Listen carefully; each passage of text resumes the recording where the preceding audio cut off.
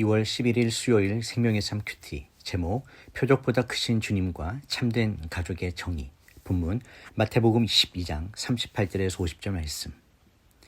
그때 바리새파 사람들과 율법학자들이 예수께 말했습니다. 선생님, 우리에게 표적을 보여주십시오.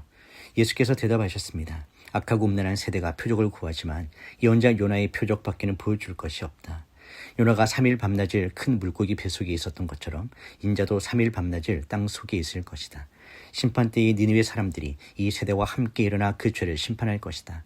그들은 요나의 선포를 듣고 회개했기 때문이다. 그러나 요나보다 더 큰 이가 여기 있다. 심판 때에 남쪽 여왕이 이 세대와 함께 일어나 그 죄를 심판할 것이다. 그 여왕은 솔로몬의 지혜를 들으려고 땅 끝에서 왔기 때문이다. 그러나 솔로몬보다 더 큰 이가 여기 있다. 한 더러운 귀신이 어떤 사람에게서 나와 쉴 곳을 찾으려고 물 없는 곳을 돌아다니다가 끝내 찾지 못했다. 그래서 그 더러운 귀신은 내가 전에 나왔던 집으로 다시 돌아가야겠다라고 말했다. 그런데 가보니 그 집은 아직 비어있는 채로 깨끗이 치워져 있고 말끔히 정돈돼 있었다. 그러자 더러운 귀신은 나가서 자기보다 더 사악한 다른 귀신들을 7이나 데리고 와 그곳에 들어가 살았다.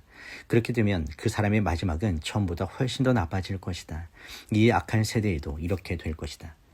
예수께서 사람들에게 여전히 말씀하고 계실 때 예수의 어머니와 형제들이 예수께 말하려고 밖에 서 있었습니다.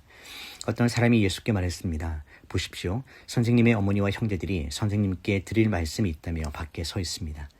예수께서 그에게 대답하셨습니다. 누가 내 어머니이고 내 형제들이냐?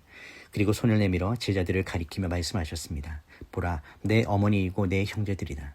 누구든지 하늘에 계신 내 아버지의 뜻을 행하는 사람이 내 형제요, 자매요, 어머니다. 본문 요약입니다. 서기관과 바리새인들이 표적을 구하자 예수님은 악하고 음란한 세대가 표적을 구한다고 책망하시며 요나의 표적 외에는 보여줄 것이 없다고 말씀하십니다. 니느웨 사람들과 남방 여왕이 심판 때 이 세대를 정죄할 것인데 이는 그들이 예수님보다 작은 자들의 말에도 반응했기 때문입니다. 이어 비어있는 집에 더 악한 귀신이 들어오는 비유를 통해 영적 상태를 경고하시며 하나님의 뜻대로 행하는 자가 진정한 주님의 가족임을 선포하십니다. 첫 번째 묵상입니다. 보이는 기적이 아닌 복음의 본질을 구하십시오. 바리새인들은 이미 수많은 치유와 능력을 목격했음에도 불구하고 자신들의 입맛에 맞는 또 다른 표적을 요구했습니다. 예수님은 이런 요구를 악하고 음란한 세대의 특징으로 규정하십니다. 표적에만 집착하는 신앙은 하나님을 신뢰하는 것이 아니라 하나님을 자신의 호기심이나 욕망을 채워주는 도구로 전락시키기 때문입니다. 주님이 제시하신 유일한 표적은 요나의 표적, 즉 예수 그리스도의 죽음과 부활입니다. 십자가와 부활은 우리 영혼을 구원하는 가장 강력하고 유일한 기적입니다.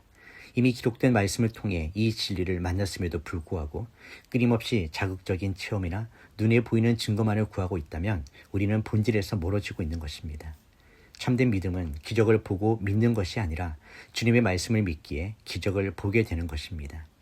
오늘 우리에게 필요한 것은 새로운 표적이 아니라 이미 주신 십자가 복음을 온전히 신뢰하는 확신입니다. 죽음을 이기고 부활하신 주님이 우리와 함께 하신다는 사실보다 더 큰 기적은 없음을 기억해야 합니다. 묵상 질문입니다. 나는 여전히 눈에 보이는 환경의 변화나 기적만을 구하며 신앙생활을 하고 있지는 않습니까? 내 삶의 가장 큰 기적인 십자가 복음만으로 충분히 만족하고 있습니까? 두 번째 묵상입니다. 비오는 것에 머물지 말고 순종으로 채우십시오.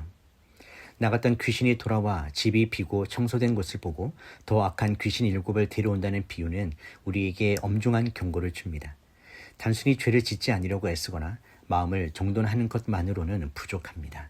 주인이 없는 빈 마음은 언제든 악한 세력의 공격 대상이 될 수 있습니다.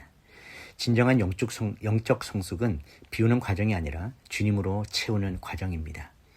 신앙의 진위는 단순히 누구와 혈연인가 혹은 어떤 직분을 가졌는가가 아니라 하나님의 뜻대로 행하는가에 달려 있습니다. 예수님은 육신의 가족이 찾아왔을 때 하늘 아버지의 뜻에 순종하는 이들이 나의 형제요 자매라고 말씀하셨습니다. 주님과의 관계는 혈통이나 지식이 아닌 구체적인 순종의 삶을 통해 증명됩니다. 오늘 나의 마음은 무엇으로 채워져 있습니까? 말씀에 대한 순종이 없는 빈 마음은 형식적인 경건으로 포장될 수는 있으나 결국 무너지기 쉽습니다. 주님의 뜻을 구하고 그 말씀에 몸을 맡기는 순종의 삶을 살 때 우리 마음은 성령의 거처가 되며 우리는 주님의 참된 가족으로서의 권세를 누리게 됩니다. 묵상 질문입니다. 내 마음의 보좌는 비어 있습니까? 아니면 주님의 통치로 가득 차 있습니까? 말로만 주님을 찾으면서 실제 행동은 하나님의 뜻과 멀어져 있지는 않습니까?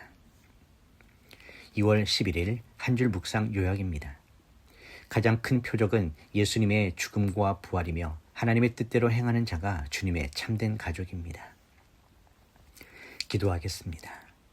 하나님 아버지, 눈에 보이는 증거를 찾으려 하는 우리의 연약한 믿음을 용서하여 주시옵소서. 이미 십자가와 부활로 보여주신 최고의 표적을 온전히 신뢰하게 하시고 어떤 상황 속에서도 주님의 선하심을 의심하지 않는 굳건한 믿음을 허락하여 주시옵소서. 우리의 마음이 형식적인 경건으로만 비어있지 않게 하시고 날마다 성령님의 인도하심과 순종의 결단으로 채워지게 하여 주시옵소서. 하늘 아버지의 뜻을 행하는 자가 진정한 주님의 가족이라 하셨으니 오늘 우리 삶의 작은 선택 하나하나가 주님의 뜻에 합당한 순종이 되게 하여 주시옵소서. 예수님의 이름으로 기도드립니다.